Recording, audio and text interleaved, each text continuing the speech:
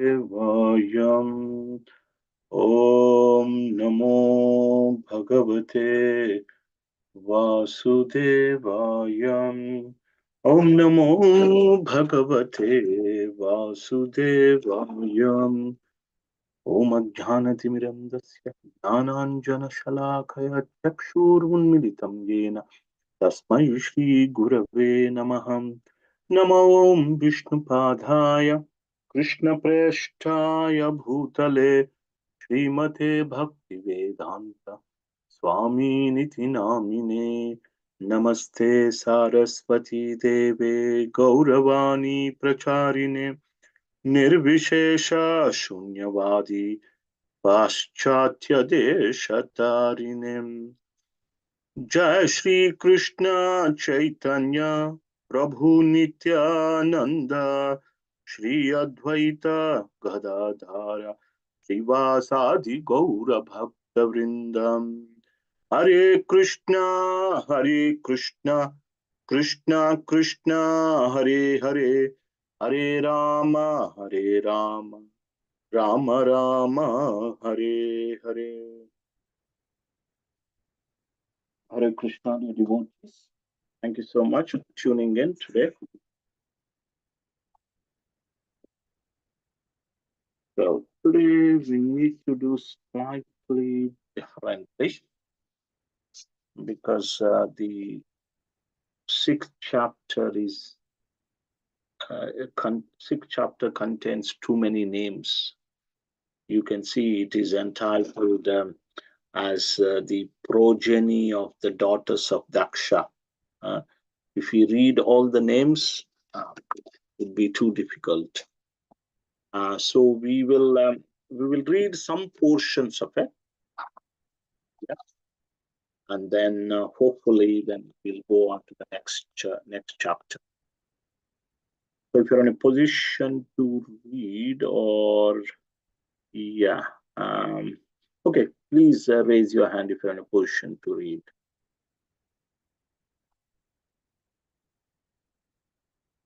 Uh,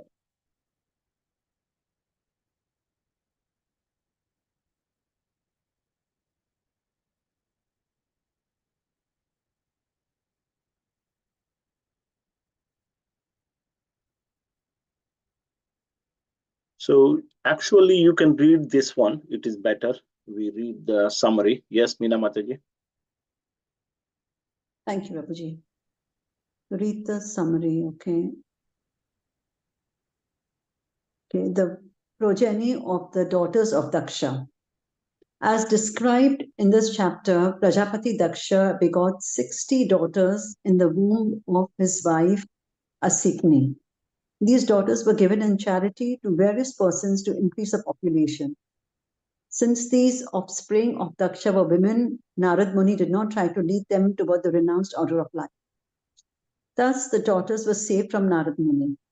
10 of the daughters were given in marriage to Dharmaraj, 13 to Kashyapa Muni, and 27 to the moon god Chandra.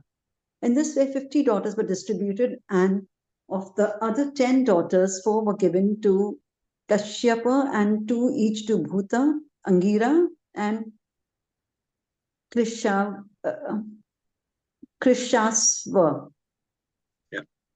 One should know that it is because of the union of these 60 daughters with various exalted personalities that the entire universe was filled with various kinds of living entities such as human beings, demigods, demons, beasts, and Birds, serpents. and birds and serpents. Yeah. Yeah. So it's Bhagavatam says that not because of the evolution that various species have actually manifested, but here you can see actually everything in this universe, whatever the living entity that we see in this universe, actually they they are the descendants of uh, daughters of Daksha. Hmm? Just give me 1 second, please.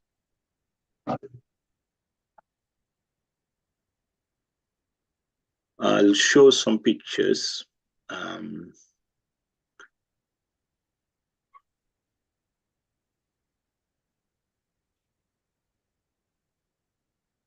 But it was weird to read that he distributed his daughters.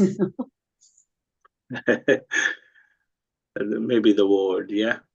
Yeah. So, Prajapati Daksha, son of, uh, does anybody know who the father of Daksha, fathers of Daksha are?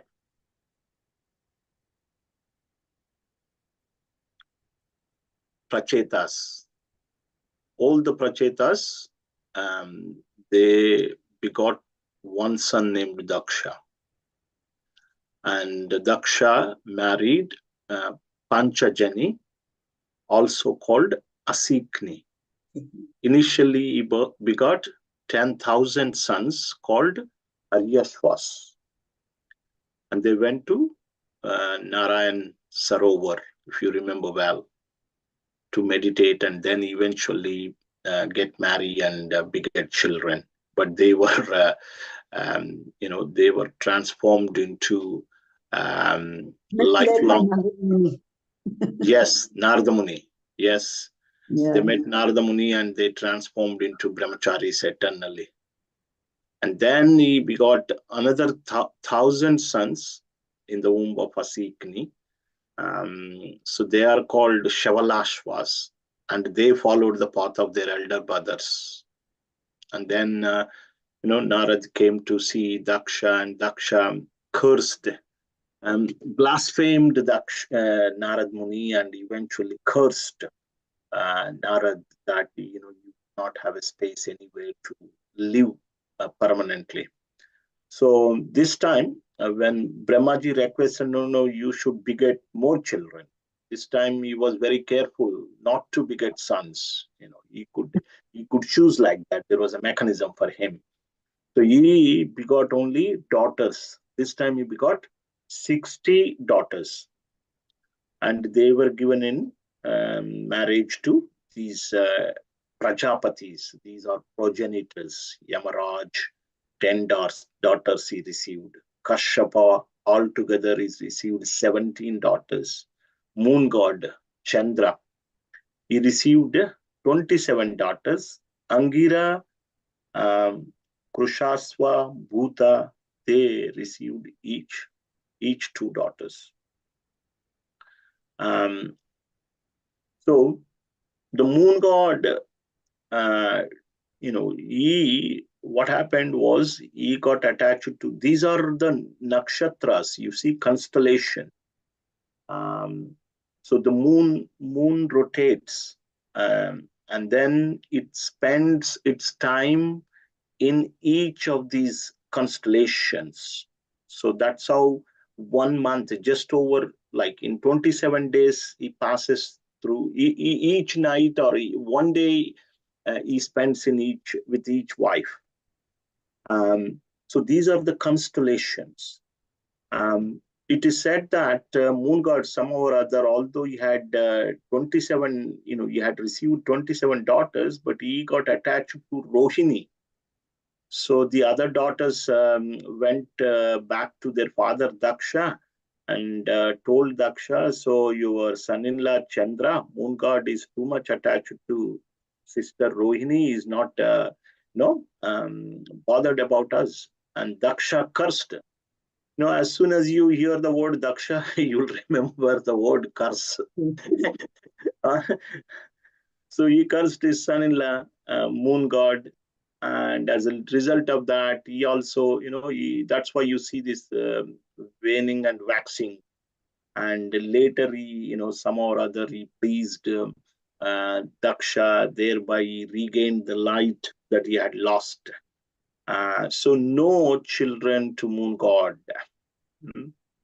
Uh, so if I try to name all these descendants, you will run away from here.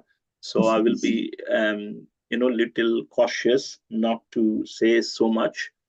So this Yamaraj, yes. Then we'll move on. So Kashyapa altogether received 17, but a few of them were mentioned here. You can see Patangi through Patangi. All these birds looks like. many birds were, begotten, produced Yemeni locusts, and the famous ones are Vinatha and Kadru. You must have heard this story. This is very famous story in Mahabharata. So Vinatha has got another name called Suparna and Vinatha. So Vinatha begot two, Garuda, the carrier of Lord Vishnu, and Anuru, the charioteer of sun god. Basically, Vinatha, I think she's a bird, and she laid 2 eggs. And Kadru is like basically she begot all the serpents. Yeah. So I think what happened was she tried to hatch the egg without being fructified, and that's why the eldest son was born without uru, means thighs. So he became the charioteer of sun god. So the another one is became carrier of Lord Vishnu. Uh, then you can see more were mentioned. Other daughters of Kashyapa, other wives of Kashyapa were mentioned. Serpents. Yes, various creepers, trees, Rakshasas, Gandharvas, animals, etc. All these were, born through the wives of Kashyapa. And Kashyapa also had a wife called Aditi. Aditi is famous. So Aditi begot 12 sons. They are called Adityas. In the Bhagavad Gita, Krishna says, Adityanam Aham Vishnor. Adityanam Aham Vishnor means among Adityas, I am Vishnu. So his name is Urukrama. Urukrama is Vamandev. So these were the 12 Adityas. Here you can see one of the, I can read Adityas. Vivaswan, sun god is there. Aryama, Pusha, Vashta, Savita, Bhaga, Dhata, Vidata, Varuna, Mitra, Shatru, Urukrama. So you can see here, Twashta married Rachana, who is a daughter of Daityas, means demons. Also, Twashta is a demigod, being born of Aditi, but he married, father is a demigod, and basically, wife is coming from the lineage of demons, Daityas. So Twashta and Rachana, they begot 2 sons, Sannivesha and Vishwarupa. Okay. So here, while explaining this pastime, what Maharaj Shukadeva Goswami says, I share this. So here it is mentioned, you see, Rachana, the daughter of Daityas, became the wife of Prajapati Twashta, and he begot 2 sons, Sannivesha and Vishwarupa. Although Vishwarupa was the son of the daughter of their eternal enemies, the demons, the demigods accepted him as their priest in accordance with the order of Brahma. When they were abandoned by their spiritual master Bruhaspati, whom they had disrespected. So this is the connection, this is the link for this chapter to the next chapter. So basically, after describing all this progeny of the daughters of Daksha, he said the Vishwarupa's mother is actually daughter of demons. But eventually, due to one problem, because they disrespected their spiritual master Bruhaspati, the demigods went to Vishwarup and they accepted him as their guru. Okay, so Bhuneshwar Mataji, you want to read or you have a question? I'll read, Prabhuji. No, I don't have a question. I'm going to read, Prabhu. Okay, so we will move on to the next one. So I hope that is okay because I'm skipping too many names. If I start reading all the names, the 1 hour will be finished. So I highlighted some of the main points. Okay, so let's move on and go to the next chapter. So Indra offends spiritual master Bruhaspati. Bhuneshwar Radha Mataji, you can read the first 10 verses. Thank you, Prabhuji. Text 1. Maharaj Parikshit inquired from Sukhdev Goswami, O great sage, why did the spiritual master of the demigods, Brahaspati, reject the demigods, who were his own disciples? What offense did the demigods commit against the spiritual master? Please describe to me this incident. Text 2 to 8. Sukhdev Goswami said, O king, once upon a time the king of heaven, Indra, being extremely proud because of his great opulence of the 3 worlds, transgressed the law of Vedic etiquette. Seated on his throne, he was surrounded by the Maruts, Vasus, Rudras, Adityas, Ribhus, Yeah. Vishwadevas, Sadhyas, Ashwini Kumars, Siddhas, Charanas, and Gandharvas, and by great saintly persons.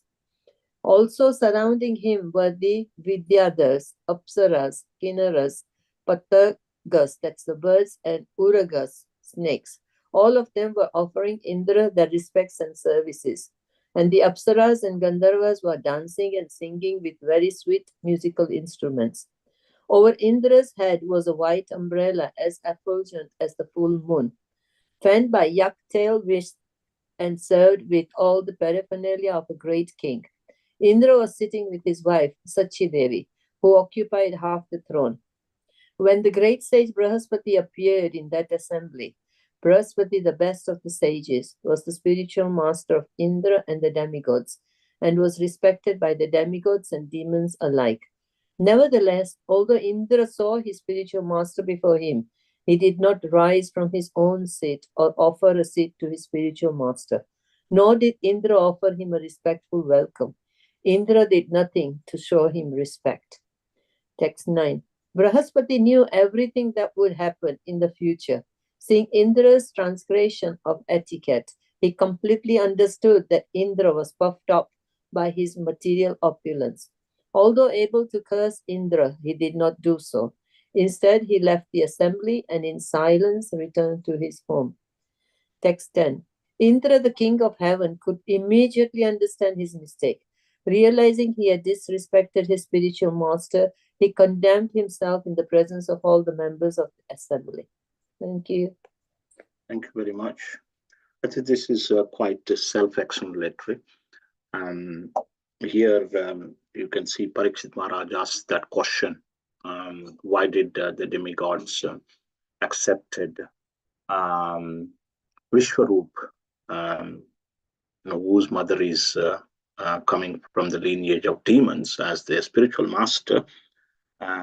So Shukadeva Goswami explains that once Bruhaspati, he entered the assembly of Indra.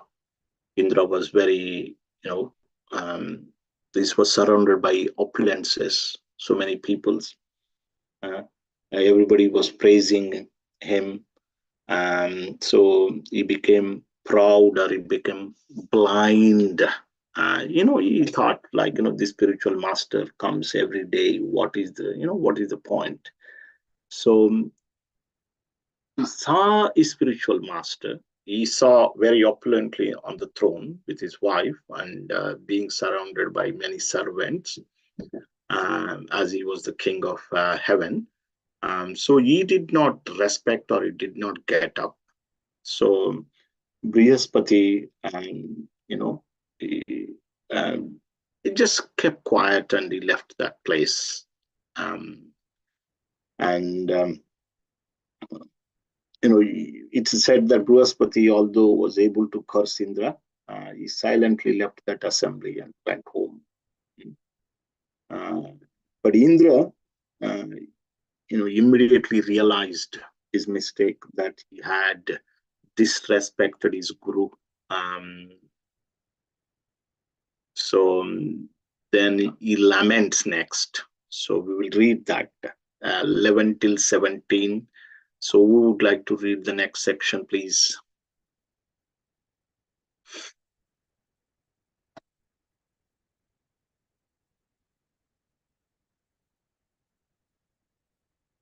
No one? I can read, Prabhu. Please go on. Right. Alas, what a regrettable deed I have committed because of my lack of intelligence and my pride in my material opulences. I failed to show respect to my spiritual master when he entered this assembly, and thus I have insulted him. Although I am king of the demigods, who are situated in the mode of goodness, I was proud of a little opulence and polluted by false ego. Under the circumstances, who in this world would accept such riches at the risk of falling down? Alas, I condemn my wealth and opulence. If a person says one who is situated on the exalted throne of a king should not stand up to show respect to another king or a Brahmana, it is to be understood that he does not know the superior religious principles. Leaders who have fallen into ignorance and who mislead people by directing them to the path of destruction, as described in the previous verse, are in effect boarding a stone boat, and so too are those who blindly follow them. A stone boat would be unable to float and would sink in the water with its passengers. Similarly, those who mislead people go to hell and their followers go with them. King Indra said, "Therefore, with great frankness and without duplicity, I shall now bow my head at the lotus feet of Brihaspati, the spiritual master of the demigods. Because he is in the mode of goodness, he is fully aware of all knowledge and is the best of the Brahmanas. Now I shall touch his lotus feet and offer my obeisances unto him to try to satisfy him."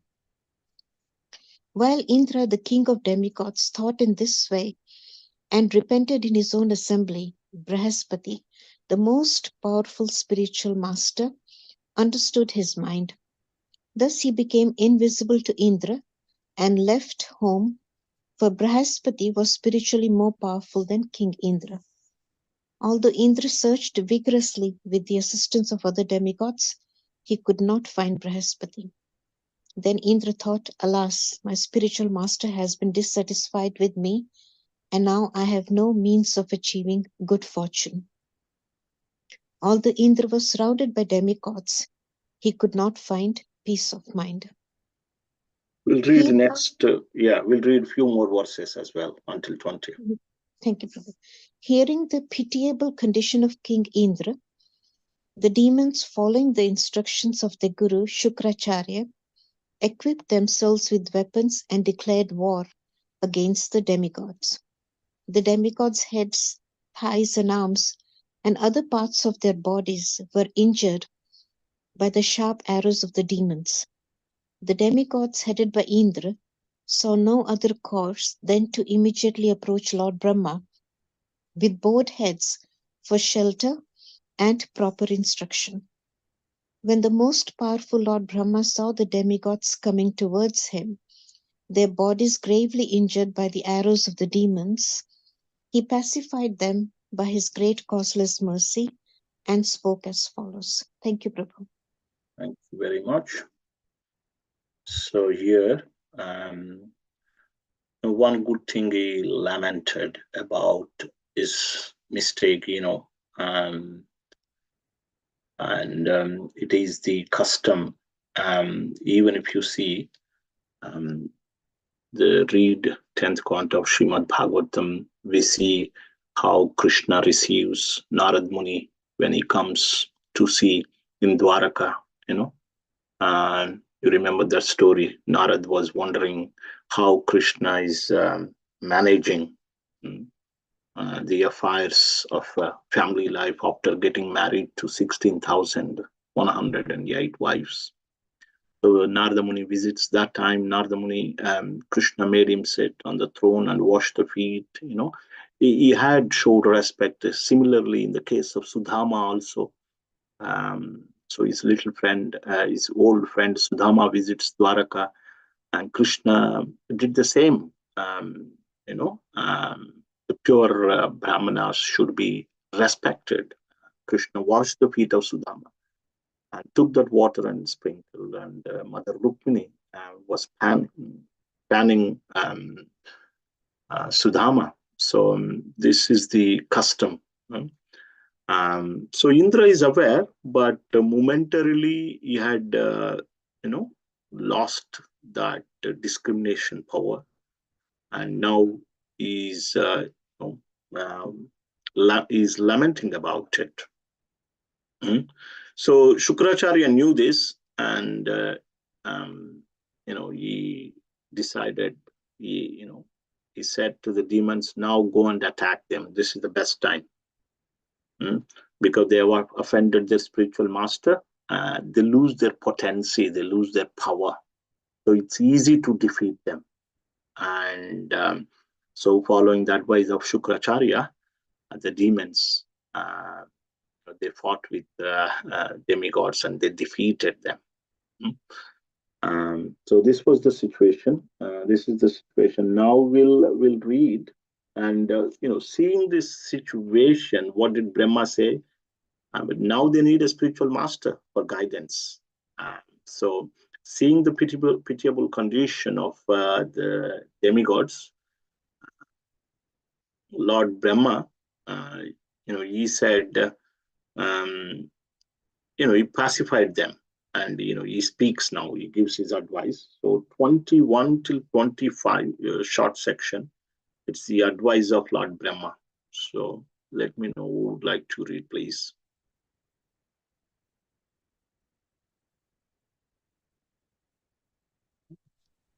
There's nobody, Prabhu, then I can do it. Yeah, please, Mataji. Text 21. Go on, Lord Brahma said, O best of the demigods, unfortunately, because of madness resulting from your material opulence, you failed to receive Brihaspati properly when he came to your assembly. Because he is aware of the Supreme Brahman and fully in control of his senses, he is the best of the Brahmanas. Therefore, it is very astonishing that you have acted impudently towards him. Text 22. Because of your misbehavior towards Brihaspati, you have been defeated by the demons. My dear demigods, since the demons were weak, having been defeated by you several times, how else could you, who were so advanced in opulence, be defeated by them? Text 23. O Indra, your enemies, the demons, were extremely weak because of their disrespect towards Sukracharya. But since they have now worshipped Sukracharya with great devotion, they have again become powerful. By the devotion to Sukracharya, they have increased their strength so much that now they are even able to easily seize my abode from me. Text 24. Because of the firm determination to follow the instructions of Sukracharya, his disciples, the demons, are now unconcerned about the demigods. In fact, kings or others who have determined faith in the mercy of Brahmanas, cows, and the Supreme Personality of Godhead, Krishna, and who always worships these three, are always strong in their position. Text 25. O demigods, I instruct you to approach Vishwarup, the son of Twasta, and accept him as your guru. He is a pure and very powerful Brahmana undergoing austerity and penances. Pleased by your worship, he will fulfill your desires, provided that you tolerate his being inclined to side with the demons. Thank you. Mataji, you can also read the purport to this particular verse. Purport. Lord Brahma wanted to point out to the demigods that by the strength of the Guru, one can become most powerful within this world. And by the displeasure of the Guru, one can lose everything. This is confirmed by the song of Vishwanath Chakravarti Thakur. Yasya prasadat bhagavad prasado, yasya prasadan nagatiha kutopi. By the mercy of the spiritual master, one is benedicted by the mercy of Krishna. Without the grace of spiritual master, one cannot make any advancement. Although the demons are insignificant in comparison to Lord Brahma, because of the strength of their guru, they were so powerful that they could even seize Brahmalok from Lord Brahma. We therefore pray to the spiritual master. Mukam karoti vachalam pangum langayate girin yat kripatam aham vande Sri Guru Dinataranam. That's from Madhya 17.80. By the mercy of the Guru, even a dumb man can become the greater orator, and even a lame man can cross mountains. As advised by Lord Brahma, one should remember this sastric injunction if one desires success in his life. Thank you very much, Mataji. So here, Lord Brahma gently chastises the demigods headed by Indra that you disrespected your guru. Previously, the demons used to disrespect Shukracharya, so that's why they became weak. You could defeat them several times, but those who you have defeated them in the past now became strong because they worshipped their guru Shukracharya, and you disrespected your guru Brihaspati. So that's why you became weak this time. And it is said that faith in the mercy of Brahmanas, cows, and the Supreme Personality of Godhead. These three things are important. One who worships these three things, Brahmanas, worship of Brahmanas, worship of cows, and the Supreme Personality of Godhead, always will be in their stronger position. And saying this, Brahmaji advised them to go to approach Vishwarupa because they need a spiritual teacher now, spiritual master. And however, he cautioned one thing, if you see this, what he cautioned, provided that you tolerate his being inclined to the side with the demons, because his mother's side, his mother is from the demons lineage, right? So he is slightly inclined towards demons, but you have to tolerate them. Tolerate his behavior. You can approach him and ask him, request him to be your guru, but make sure that you tolerate his being inclined to the demons. So that is the advice given by Brahmaji. So now we will read 26 till 33. So please let me know if you are in a position to read. Prabhuji, I can read. If Please go anybody on. else wants to. Please go on. Okay, text 26, yeah? 26 to 31, you said? 33. 33, thank you. Srila Sukhdev Goswami continued. Thus advised by Lord Brahma and relieved of their anxiety, all the demigods went to the sage Vishwarupa, the son of Vashtha.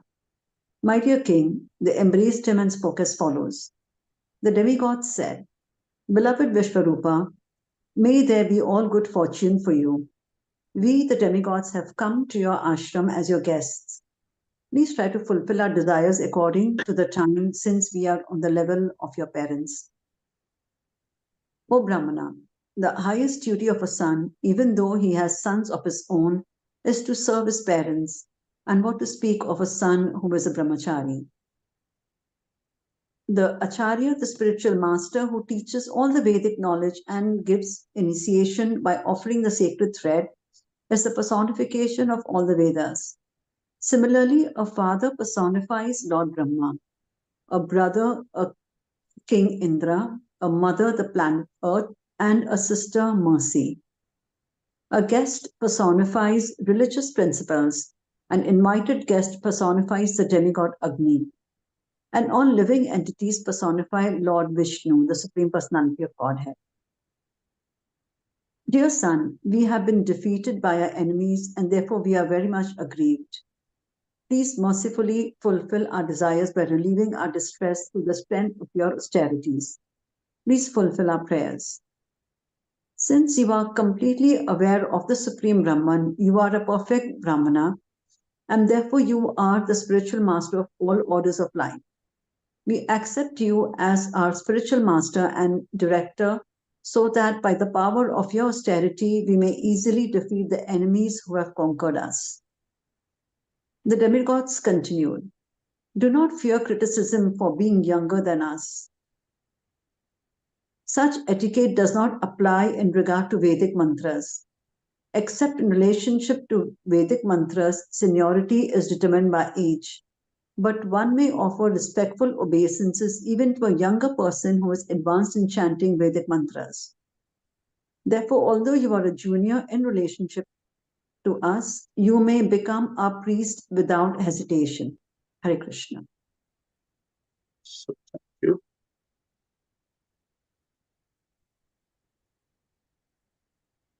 So approaching Vishwarupa, the son of Tvashta, they praised him. So, they were saying that they are on the level of, parents to him. But however, saying that a son's responsibility is to serve the parents. And at the same time, they say that because you are advanced in the spiritual knowledge, you should not worry about being junior to us. That etiquette doesn't apply because you are spiritually more advanced. So that's why you can accept. You can agree to be our spiritual master.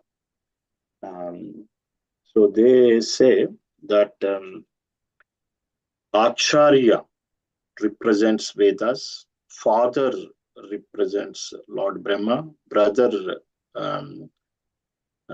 Indra representing our brother, planet Earth represents as mother, Mercy represents as sister.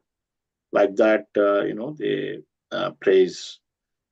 Please be mercifully relieve our distress through the strength of your association and austerities. We are being defeated by our enemies, so you are our shelter now.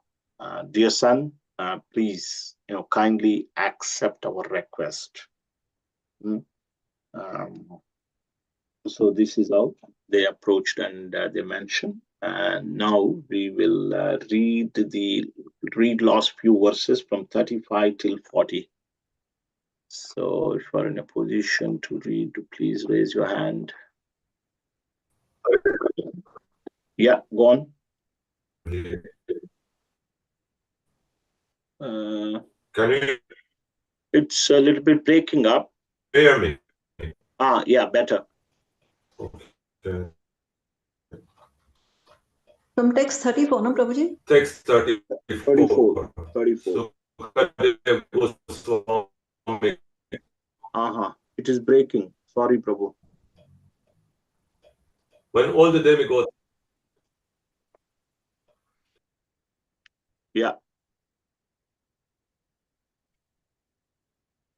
Otherwise, maybe someone else can do that.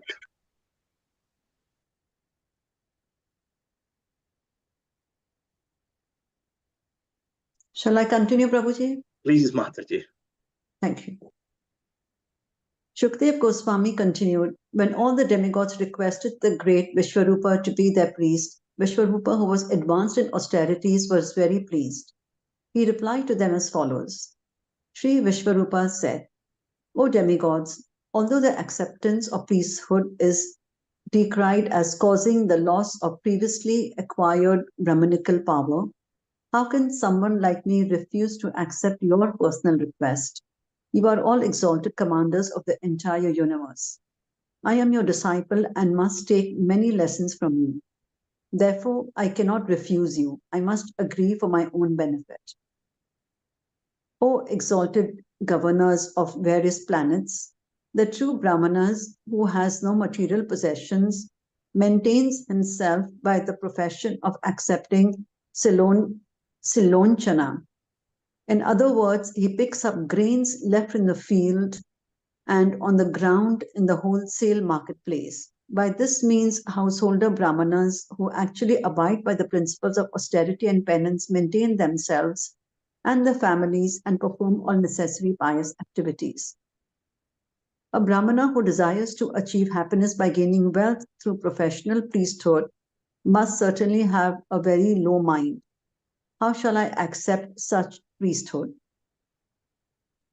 All of you are my superiors.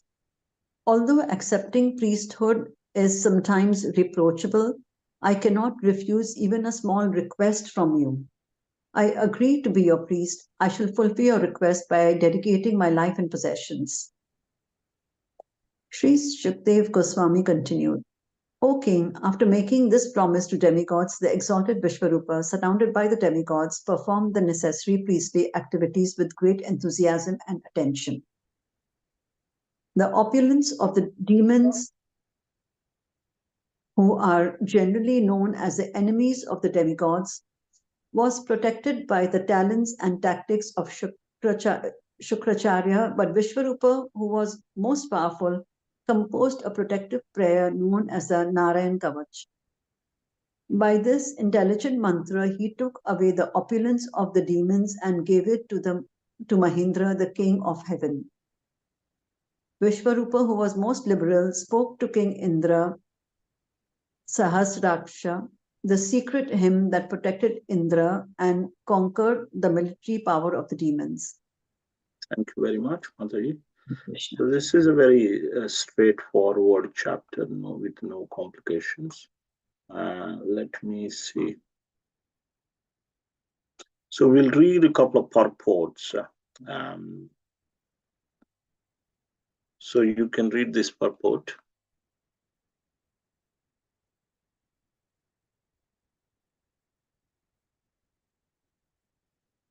Meena Mataji, can you read? Sorry. Shall I read, Yes, Prabhu? Yeah, someone else. Yeah, someone else. Okay. A first-class Brahmana does not accept any reward from his disciple or yajmanas. Practicing austerities and penances, he instead goes to the agricultural field and collects food grains left by the agriculturists to be collected by the Brahmanas. Similarly, such Brahmanas go to marketplaces where grains are purchased and sold wholesale, and there they collect grains left by the merchants. In this way, such exalted Brahmanas maintain their bodies and families. Such priests never demand anything from their disciples to live in opulence, imitating Kshatriyas or Vaishyas. In other words, a pure Brahmana voluntarily accepts a life of poverty and lives in complete dependence on the mercy of the Lord. Not very many years ago, a Brahmana in Krishna Nagara near Navdvip was offered some help from the local zamindar, Raja Krishna Chandra. The Brahmana refused to accept the help. He said that since he was very happy in his householder life, taking rice given by his disciples and cooking vegetables of tamarind leaves, there was no question of taking help from the zamindar. The conclusion is that although a Brahmana may receive much opulence from his disciples, he should not utilize the rewards of his priesthood for his personal benefit. He must use them for the service of the Supreme Personality of Godhead. Thank you, Prabhu. What are the key points, Mataji? The key point here is that I think the main one is that the Brahmana, even when if he is offered any form of opulence, he will decline it, and he will lead his life on enough subsistence, as they say, to keep the body and the soul together. And even if he receives anything excess, he's going to use it in the service of the personality of Godhead. Yes. Thank you. So this is how a priest should be. Priest should behave like that. And he should not make a business out of, priestlyhood. That is dangerous. So Vishwarupa happily accepted, and he said that actually, you are my seniors. I can actually learn so many things from you. I'm happy to serve you. So he became the guru of demigods, and then conducted so many sacrifices. It is said that he is more powerful than Shukracharya. So, and it is said that he gave so much opulence to King Bharata. And he taught this special kavacha, protect to mantra. You chant this mantra, it will protect your body. It's called Narayan Kavacha, a shield basically. It forms a shield around your body. It is called Narayan Kavacha. He composed it. What's his name? Vishwarupa composed it, and he taught the Narayan Kavacha mantra, and that's how our Indra became invincible. So we will read about this Narayan Kavacha mantra in the next chapter. But to sum up, so today's 2 chapters. Daksha begot this time daughters, 60 daughters, and handed over to various progenitors, and they begot many species of life. And whatever we see in this world is actually is coming from the lineage of the daughters of Daksha. So while describing this particular pastime, Shukadeva Goswami says that the son, one of the sons named Twashta, Aditi's son, Aditi Kashyapa, he married to Rachana, who is actually belonged to demon family, and they begot 2 sons, Sannivesha and Vishwarupa. Although Vishwarupa's mother belonged to demon family, Vishwarupa was accepted by the demigods as their spiritual master. And the Parikshit Maharaj question was how that is possible. And Shukadeva Goswami started explaining how Indra offended his spiritual master. He did not even get up. He did not respect. He offended his spiritual master. Spiritual master Bruhaspati left from that place silently. And Indra lamented so much that he did this mistake, but he could not see anywhere. He could not find his spiritual master to rectify his mistake. And taking the advantage of this situation, demons attacked and they defeated the demigods, demons. And, then they were in a pitiable situation, and they approached Lord Brahma. Lord Brahma chastised them gently. You disrespected your spiritual master.